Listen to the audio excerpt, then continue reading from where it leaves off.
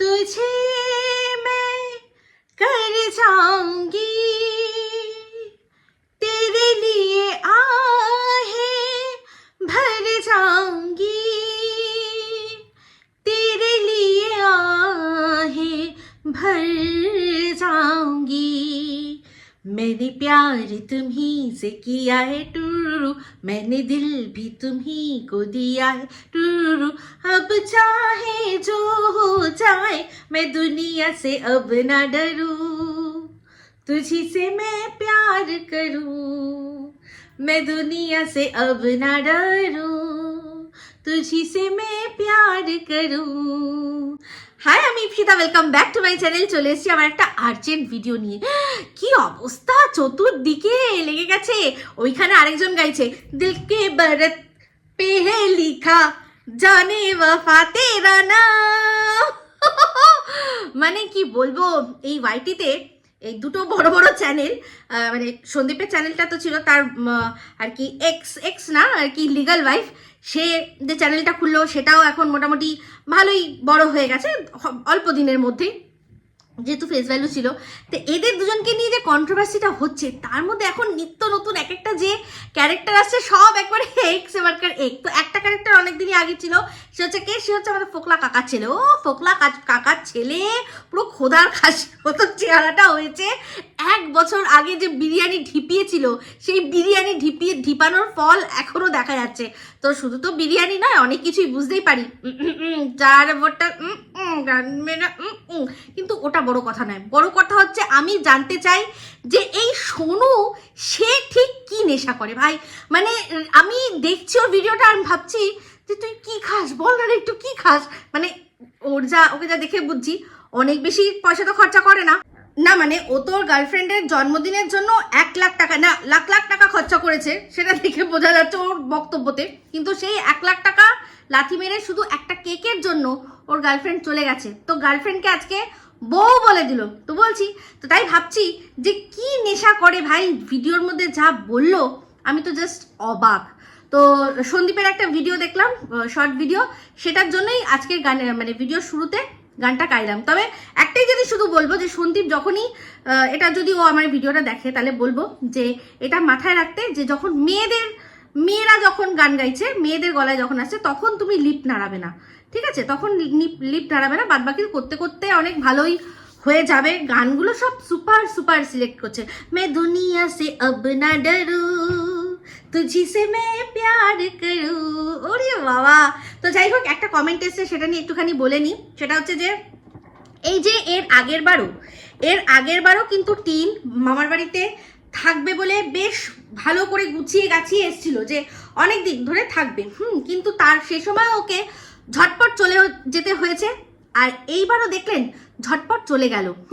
এমন একটা পরিস্থিতি তৈরি করা হয় যাতে ও মামা বাড়িতে থাকতে পারে না। তো এর পেছনে কারণ একটা রয়েছে, যে কারণটা আমার মাথায় আসা উচিত ছিল, কিন্তু আমি অতটাও চিন্তা করিনি। তো বুঝলাম, একজন কমেন্ট করে আমাকে বললেন যে ফোকলা মনে হয় রাগ করে কৃষ্ণনগরে থাকলে, কারণ কৃষ্ণনগর থেকে বাতকুল্লা মাত্র 30 মিনিটের রাস্তা। কখন মানুষ কোন পরিস্থিতিতে এসে সেই 30 মিনিটের রাস্তা পার করে ফেলে, ওপাশ থেকে এপাশে বা এপাশ থেকে ওপাশে কেউ একজন গেল, মাঝামাঝি হলো, বা কোনোভাবে হঠাৎ করেই মুখোমুখি হয়ে গেল, হঠাৎ দেখা, সেরকম একটা ব্যাপার। তারপর কি হবে ভগবান জানে। এই নানান রকম চিন্তা, ওইসব মানে ওই গলিতে যাবারই ওর ইচ্ছা নেই। সেই জন্য তুমি থাকবেই না ওখানে, তুমি ওখানে থাকবেই না, চলে আসো, তোমার প্রোডাক্ট চলে এসছে, বুঝতে পেরেছেন? তো এইরকম একটা বিষয়। তো এটা আমি যখন পড়লাম কমেন্টটা, আমার মনে হলো হ্যাঁ, কথাতে তো লজিক আছে। কারণ এ ব্যাটা বহুত ইনসিকিওর যদি না হতো তাহলে আগে ভাগে ক্যাপচার করার কথা ভাবতো না। যদি সত্যি ভালোবাসার ওপর জোর বা ভালোবাসার ওপর ভরসা বা বিশ্বাস থাকতো, তাহলে এটাই মাথায় থাকতো যে আমার ভালোবাসা জায়গা মতনই থাকবে। এদের সম্পর্ক, এদের পরিচিতি কিন্তু বিয়ের আগের থেকে। তো সেখান থেকে আবার নতুন করে যখন ফিরে এসছে, তখন এটুকু ভরসা তো রাখা যেত, কিন্তু রাখতে পারেনি। কারণ এটা এই বিষয়, এই যে ভালোবাসা বা এই যে সম্পর্ক, তার ভিত একটাই, সেটা কি আমরা সবাই জানি, SEX, ঠিক আছে? তো সেই জন্য ভরসাটা ঠিক রাখতে পারে না। কারণ এই জিনিসটা একবার চুল মাছলেও আবার মাঝে কিন্তু চুলটা থেমেও যায়, তাই না? তো যাই হোক, যেটা বলছিলাম, তো তো সেক্ষেত্রে এই কারণটা কিন্তু সত্যি খুব লজিক্যাল, যে এই জন্যই ও মামার বাড়িতে বেশিক্ষণ থাকতে পারে না। না হলে এত ব্যাগপত্র যে নিয়ে গেছিল দেখে বোঝাই যাচ্ছিল যে বেশ খুব কম হলেও 10-12 দিনের একটা প্রোগ্রাম করে গেছে। ওর মার মুখ থেকে কিন্তু বেরিয়েও গেছিল যে আমরা এবার একটা জায়গায় যাচ্ছি, জায়গাটার নাম বলেনি, আমরা মোটামুটি 10-12 দিনের জন্য যাচ্ছি। আর দেখবেন ওর মা আর বৌদি ওরাও কিন্তু ঠিক সেরকম টাইম কাটিয়েই তারপর আসবে। কিন্তু মাঝখান থেকে টিনকে কি হলো, টিনকে চলে আসতে হলো। তাহলে এই যে এরকম একটা পরিস্থিতি, আগেও তোমাকে কারুর কথা শুনেই চলতে হতো, কোনো পরিস্থিতির চাপে পড়েই থাকতে হতো, সেই আবারও চাপ। তাহলে লাভটা কি হলো? লাভটা কি হলো? এই জীবনের লাভটা কি হলো? আমি তো শুধু এটাই বুঝতে পারি না। তোমাকে আগে যা চাপ ছিল তোমার জীবনে, তার ডবলের ডবল বেশি চাপ নিতে হচ্ছে। আগে তোমার মানে তুমি তোমার যেটুকু কাজ, একটা ব্লগ, সেটুকু করে তুমি নিশ্চিন্তে হয়ে ছেড়ে দিতে পারতে, যে যা আমি যদি ফেলও করি আরেকজন মানুষ আছে সে ঠিক এটাকে মেকআপ করে দেবে। কিন্তু এখন কে আছে মেকআপ করার জন্য? আর সবাই আমরা এতদিনে জেনে গেছি যে যারাই আছে তোমার লাইফে শুধুমাত্র তোমার ওই এইটার জন্যই রয়েছে। এইটা মানি নেই তো হানিও নেই, শুকনো খটখটে, সবাই আমরা জেনে গেছি। তো যাই হোক, এখনো সময় আছে যদি এই জিনিসটা বুঝতে পারে।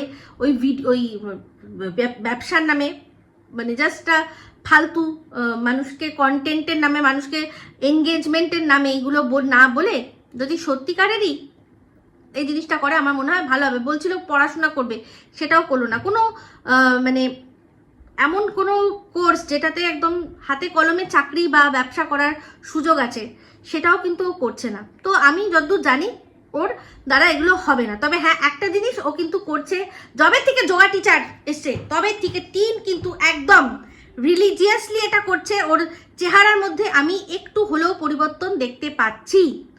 আর এটাও বলে দিচ্ছি, এই যে ওই ফ্ল্যাটে গিয়ে থাকা, ওই যে 4 বোতল ওই যে খাওয়াটা, ওইটা কিন্তু ও অনেকটা কমিয়ে দিয়েছে। এটাও কিন্তু একটা কারণ হতে পারে দুজনের মধ্যে ঝামেলা, যে এক তো ওটা খেলে পয়সা যায়, দ্বিতীয়ত চেহারার মধ্যে কিন্তু এফেক্ট পড়ে। কারণ এরা কখনোই মানে এরা দুজনেই, টিন আর এই ফোকলা, দুজনের 1 বছরের ছবি যদি আজকে দেখেন আপনারা, দুজনকে যদি যেই ছবিটা বেরিয়েছিল ওই আমিনিয়া রেস্টুরেন্টে, সেই রেস্টুরেন্টে ওই রকমই যদি পাশাপাশি দুজনের দেখেন আর ওই ছবিটা পাশে যদি রেখে দেখা যায়, তাহলে দেখবেন যে 1 বছরে ওদের দুজনের চেহারার কিরকম আমূল পরিবর্তন। আর এই পরিবর্তনটা খাওয়ার ফলে হয় না, দুটো কারণে হয়। হয় রোগ, কোনো রোগ ঘটিত কারণে হয়, আর না হলে ওই 4 বোতল ভোটকার, ওই একটাই কারণ, আর তাছাড়া কোনো কারণ না। তো সেক্ষেত্রে বুঝতেই পারছি রোগ তো নয়, রোগ হলে তো টিন বেঢপ বাড়তে পারে। ওটাও কেন খোদার খাসির মতো হলো এই ফোকলাটা, ওরও চেহারা ওইরকম। তো একদম দাবাকে পার্টি হয়েছে। তো এখন মনে হচ্ছে পার্টি বন্ধ, মানে ওটা একটু বন্ধ আছে, চেহারাটার ওপর নজর দিচ্ছে। তো নজর দিতেই হবে, কারণ এদিকে যে পয়সা যাচ্ছে, তাই না? যোগা টিচারকে তো পয়সা দিতে হচ্ছে, যোগা টিচার কাছে যে শিখছে। লক্ষ্য করে দেখবেন যোগা টিচারও কিন্তু জবের থেকে যোগা শুরু করেছে, ঠিক গুনে গুনে টিনের যা যা প্রবলেম, সেই প্রবলেম এরিয়াগুলোতেই কিন্তু ও ভিডিও করছে। পিসিওডি, টিনকে অনেকেই বলেছিল প্রথম ভিডিও যে ওর কিন্তু পিসিওডির প্রবলেম থাকতে পারে। তারপর হচ্ছে টিনের কি ভুঁড়ি কি করে কমানো যায়, তারপর থাই কি করে কমানো যায়, তারপর হচ্ছে গিয়ে কিভাবে নিজেকে ধরে রাখতে হয়। তো ফসকে যাচ্ছে মনে হয়, ওই যে চেহারা, তার জন্য ফসকে একটু যাচ্ছে। আমরা জানি যে যার সম্পর্কেও লিখেছিল যে আমি একেই ভালোবাসি, সেটাই বিয়ে তার যা চরিত্র, আমরা সেটা দেখে নিয়েছি খুব ভালো করে দেখতে পেয়েছি যে টিনের সামনে টিনের সাথে নাচতে অন্যের বউকে নাচানোর জন্য ইশারা করছে যে ওর বউকে। তো অন্যের বউ সবারই ভালো লাগে, তাই না? তো যাই হোক, এই থিওরিটা নিয়েই এখন নতুন এসছে কে না, সোনু। তো সোনু এখন তার নতুন টাস্ক পেয়েছে, সন্দীপকে বউ চোর সাজাতে হবে। কি করে? ও এটা বলছে যে এই যে এটা গার্লফ্রেন্ড নয়, এটা আমার বউ। তার মানে এই বউ, সোনু বলছে যে তুমি তো সিক্রেট রুমে রয়েছো, তুমি তো যার সাথে রয়েছো দাদা বলেছো তাকে, তার সাথে তোমার সব হয়ে গেছে। তো বললো একটা কথা যে আদ্যাপীঠে নিয়ে গিয়ে নাকি সিঁদুর পরিয়ে বিয়ে করেছে। প্রথমত সন্দীপ আদ্যাপীঠে এই গত 2 বছরে কোনো সময় যায়নি, আদ্যাপীঠে যায়নি, ঠিক আছে? তো সোনুর ওই যে বললাম, সোনুকে ঠিক মানে যা শিখিয়েছে ও ঠিকমতো শিখতে পারেনি, বুঝতে পেরেছেন এটা, যে ও কোন পিঠের কথা বলছে? তো চিন্তা করে দেখুন, ওইরকম একটা জায়গায় কখনো সিক্রেট ভাবে বিয়ে করা মন্দিরে গিয়ে সম্ভব? আপনারাই বলুন। আপনারাই বলুন সম্ভব কখনো? তো সেখানে ওকে বলেছে ওই জায়গার নাম, কিন্তু ও সেটাকে আদ্যাপীঠ করে দিয়েছে। তো আমার মনে হয় ও তো হাওড়ায় থাকে, ওরা হাওড়ার কাছাকাছি যাতায়াত ওখানকার, তো হাওড়া ওই সব এরিয়ায় আদ্যাপীঠ, দক্ষিণেশ্বর এগুলো খুবই আর কি জাগ্রত জায়গা, খুবই জাগ্রত প্লেস। তো ওটা ওর মাথায় ছিল, তো সেই জন্য সেখান থেকে কি করেছে ও, হ্যাঁ পিঠটা ওর মাথায় আছে, কিন্তু তার সাথে কি জুড়তে হবে সেটা ওর মাথায় নেই। এমনি তো ভিডিওর মধ্যে দেখছিলেন আজকে আর ফিসফাস আওয়াজ পায়নি, কিন্তু ও বারবার করে কাট করছিল, কারণ ওকে যা শিখিয়ে দেওয়া হচ্ছে ও আবার দেখছে যে কি বলতে বলেছে, ভালো করে দেখি। তো যাই হোক, সেখানে ও বলছে যে 2018 থেকে যে এই মেয়েটি নিম ওকে নাম দিয়েছে নিম, তো নিম কি করেছে না, করবা চৌথ রেখেছে, ওর সাথে বিয়ে করেছে, ও সিঁদুর তুলে দিয়েছে। তো সবার আগে এই ছেলেটি, তার ধর্ম কি, তার ধর্মে কি সিঁদুর তুলে দিয়ে কখনো বিয়ে হয়? ও কি তার মানে নিমের ধর্মতে পরিবর্তিত হয়ে গেছে? নিমের যা ধর্ম, নিম যে ধর্মে জন্মগ্রহণ করেছে, নিম যে ধর্মে আগে একবার বিয়ে করেছে, একটা বাচ্চা হয়েছে, ডিভোর্স হয়েছে, তাহলে এই ও বলছিল, সোনু বলছিল যে আমি মন্দিরে গেছি, আমি তিলক পড়েছি, তাহলে কি ও সনাতন, মানে সনাতনে কি চলে এসছে? ও কি চলে এসছে? যদি চলে আসে সেই অনুযায়ী যদি ওর কাছে কোনো সার্টিফিকেট থাকে, ওর যা ধর্ম নিশ্চয়ই সেখানে লেখা থাকবে, ওর যে আধার কার্ড বা যেখানে সেখানে ধর্মর একটা রিলিজিয়ন কি সেটা তো লেখা আছে, সেটাতে কি কোথাও হিন্দু লেখা আছে? যদি লেখা থাকে তাহলে ওর ওই সিঁদুর পরানোটা বিয়ে হিসাবে মান্যতা পাবে, কারণ এরও বিয়ে নেই, এ ডিভোর্সি একটা মেয়ে আর একটা অবিবাহিত ছেলে, সিঁদুর পরিয়ে গান্ধর্ব মতে বিয়ে হতেই পারে, কিন্তু তার জন্য কি দরকার? তার ধর্ম লাগবে, যে ছেলেটি বলছে আমি বিয়ে করেছি, সে তো বলছে সিঁদুর পরিয়েছে, সে তো কোথাও গিয়ে কালমা পড়ায়নি। যদি সেটা হতো তাহলে ওটা বিয়ে হতো, বাদ বাকি সেটা সিঁদুর নাকি সেটা এমনি রং, সে তো বাবাইদা বলে সব এরকম মেয়ে এক মাথা নিব্বানিব্বিরাও করছে, সেরকম কোনো রিলসের জন্য করা বা কোনো মজা খেলার জন্য করা কিনা সেটা আমরা কি করে জানবো, তাই না? তো সেক্ষেত্রে বলছে এখন যেহেতু সন্দীপকে বউ চোর সাজাতে হবে, সেই জন্য বলছে যে আমি ওকে সিঁদুর পরিয়েছিলাম। ওই সিঁদুরের কি দাম আছে?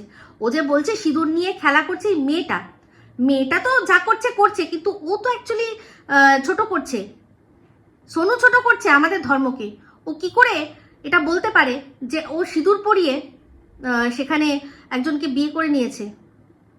ও কি মানে ওদের ধর্মে কি সিঁদুর পরিয়ে বিয়ে করার কোনো রকম কোনো চল আছে? ওর আধার কার্ডে কি মানে দেখাতে পারবে ওর ধর্ম কি লেখা আছে? কত বড় সাহস! ও একটা মেয়েকে ওপেন ধমকি দিচ্ছে যে কি আমি যখন প্রমাণটা পেয়ে যাব, দেখাতে পারবো, তখন আমি তোমাকে দেখে নেবো, আমি ওখান থেকে তোমায় টানতে টানতে বার করবো, কোথা থেকে না, সিক্রেট রুম থেকে। সবার আগে আবার ওই জন্যই বললাম যে কত বড় ও মানে কি নেশা করে জানতে চাই। বলছে যে একটা ফোন আছে, সেটা কোথায় আছে? এটা নিমের বাড়িতে আছে, নিমের বাবার কাছে আছে। বলছে ওই ফোনটা আমাকে দিয়ে দাও, ওর মধ্যে সমস্ত এভিডেন্স আছে যে তোমাকে আমি সিঁদুর পরিয়ে বিয়ে করেছি, তারপর হচ্ছে গিয়ে তোমার আমার যখন ওই রাত কাটাতাম তখন সেই সব ভিডিও তুমি আমাকে বলেছো যে করো আমরা পরে দেখবো, ঠিক আছে, সেগুলো সব আছে। বলছে আমাকে দিয়ে দাও, আমি সেগুলো দেখাবো। তো সেজন্যই বলছি যে কোন ধরনের সস্তা নেশা করেও এসছে, যে যদি সত্যি কারোর কাছে এরকম ধরনের এভিডেন্স থাকে, সে আর কি প্রতিপক্ষকে তুলে দিয়ে বলবে এই নাও আমাকে এক্সপোজ করে দাও। করবে? কত বড় মিথ্যে কথা বলে সি বানাচ্ছে। আর ওখানে প্রত্যেক কটা যারা কিনা টিমকে সাপোর্ট করে, প্রত্যেকে তাদেরকেও টাস্ক দিয়ে দেওয়া হয়েছে, যে কোনোভাবে টাস্ক দিয়ে দেওয়া হয়েছে যে এরকম ভিডিও আসবে, তোমরা গিয়ে বলবে যে বেচু বউ চোর। এই একটাই কথা তোমরা বিভিন্ন রকমভাবে নিজেদের মধ্যে যেভাবেই হোক বলো। এটাই হচ্ছে ওদের এখনকার নতুন প্রোপাগান্ডা, বুঝতে পারছেন? তো ছেলেটি প্রথমত বলছে যে তোমার কাছে আছে এভিডেন্স, তোমার বিরুদ্ধেই এভিডেন্স, তুমি আমার হাতে তুলে দাও, সেগুলো আমি সবাইকে দেখাবো, দেখিয়ে কি করবো, এই সিক্রেট রুম থেকে তোমায় টানতে হিচড়াতে বার করবো। কি মজা না? তো আশা করি বিষয়টা, মানে যারা সন্দীপকে ভালোবাসেন, আশা করি এই বিষয়টা আপনারা বুঝতে পারবেন যে অ্যাকচুয়ালি কি করতে এসছে। তোকে এখন নতুন একটা টাস্ক দেওয়া হয়েছে যে যেভাবেই হোক সন্দীপকে বউ চোর হিসাবে তুমি মানে এইগুলো বলো, তাহলে সবাই ওকে বউ চোর বলবে। যে তোমার এতদিন ছিল তোমার গার্লফ্রেন্ড, এখন যদি বউ বানাতে পারো তাহলে বলবে যে ও বউ চোর। বুঝতে পারছেন কত মানে কিরকম ছেলে? তো একটা জিনিস শুধু বলি যে তোর এত বড় সাহস কি করে হয় রে? তোর এত বড় সাহস কি করে হয়? তুই বলছিস যে ওই মেয়েটিকে তুই বার করবি টেনে, তারপর তুই বলছিস যে দেখবো কোন দাদা আছে তোমাকে কিভাবে বাঁচাতে পারে। তো যদিও তোদের এটা মিলিভাগাত খেল, খুব ভালো করেই বুঝতে পারছি, খুব ভালো করে জানি মিলিভাগাত খেল না, ওই মেয়েটিকে ওপেন ধমকি দেওয়ার জন্য তোর বিরুদ্ধে কিচ্ছু করবে, কারণ তোদের মধ্যে পুরো এটা সাট। কিন্তু এই যে এই ধরনের কথাগুলো তুই ভিডিওর মধ্যে বলছিস কি করে ইউটিউবের মধ্যে, যে একটা মেয়েকে তুই ধমকি দিচ্ছিস? কত বড় সাহস তোর! তোকে মানে একদম ধরে এই যত সংগঠন আছে না তাদের হাতে তুলে দিতে হয়, তারাই ব্যবস্থা করে দেবে। যারা এই নারী সুরক্ষার জন্য লড়ছে তাদের হাতে তুলে দিতে হয়, তারাই তোর ব্যবস্থা করে দেবে। বুঝতে পেরেছিস? অসভ্য কোথাকার। তো যাই হোক, অ্যাক্টিং একদম ভালো হয়নি, জঘন্য অ্যাক্টিং হচ্ছে, তুই বরং ভালো করে ভিডিও কর। তো যাই হোক, এখন তো দাড়ির কম্পিটিশন হচ্ছে। তো ওদিকে দেখলাম খোদার খাসি কাকার ছেলে এরকম দাড়ি রেখেছে, ও দেখাচ্ছে দেখো আমারও দাড়ি রয়েছে, আমিও দাড়ি রাখছি, আমিও দাড়ি রেখেছি। তো এদিকে সন্দীপের তো দাড়ি একদম ভরে চাপচাপ হয়ে গেছে, এর তো ছিলই পুরো ছাগলের মতো।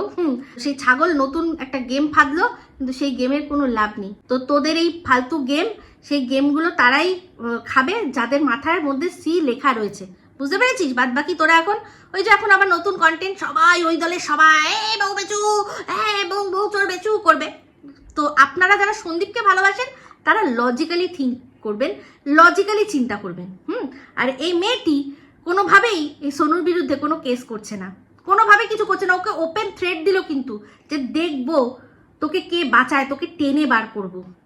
বুঝতে পারছেন? কিন্তু ও কিচ্ছু করবে না, কারণ এগুলো তো ওদের মধ্যে সব মিলিভাগাত নাটক। বুঝতে পেরেছেন? এই হচ্ছে আসল বিষয়। তো ডোন্ট টেক চাপ, একদম চিল।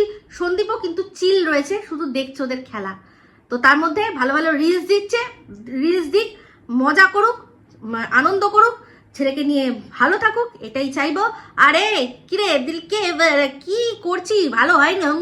ঠোঁটটা তো মনে তো ভীমরুল কামড়েছে, করে কথা বলছিলি, ঠিক মতো হয়নি। আরে সোনু একদম থার্ড ক্লাস চিপ, সস্তা জঘন্য অ্যাক্টিং হচ্ছে, কিচ্ছু ভালো হয়নি। কি নেশা করি শুধু বলবি, ঠিক আছে? তো যাই হোক, এই বলেই ভিডিওটা এখানে এন্ড করছি। যদি ভালো লাগে তাহলে অবশ্যই লাইক শেয়ার কমেন্ট করতে ভুলবেন না। যারা চ্যানেলটা সাবস্ক্রাইব করেননি তারা সাবস্ক্রাইব করে নেবেন। সবাই ভালো থাকবেন, সুস্থ থাকবেন। আবার আছি খুব শীঘ্রই এক নতুন ভিডিও নিয়ে। টাটা।